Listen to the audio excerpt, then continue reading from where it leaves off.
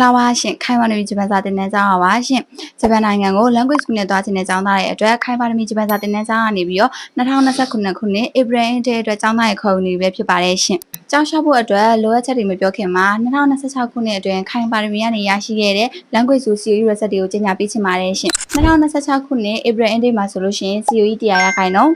လက်တလောထွက်ရှိထားတဲ့2026ခုနှစ် July Intake မှာဆိုလို့ရှိရင် COE 100ရာခိုင်နှုန်း2026ခုနှစ် October Intake မှာတော့ COE လျှောက်ထားဆဲပဲဖြစ်ပါတယ်ရှင်ဒီလို COE ရလဒ်တွေကောင်းမွန်နေအကြောင်းနေနဲ့ပဲချိတ်ဆက်ထားတဲ့ခိုင်ပါရမီမှာ2029 April Intake အတွက်ကျောင်းလျှောက်ချင်သူများအတွက် JMPT M5 NET M5 အောင်လတ်မှတ်အမတ်စင်းမူရင်းနဲ့စနစ်ဟောင်း10တန်းစနစ်တေ12တန်းအောင်လတ်မှတ်အမတ်စင်းမူရင်းရှိုံနဲ့ကျောင်းလျှောက်ဖို့အတွက်ဆောက်လောက်ဖောင်းများကိုတင်လို့ရပါပြီရှင့်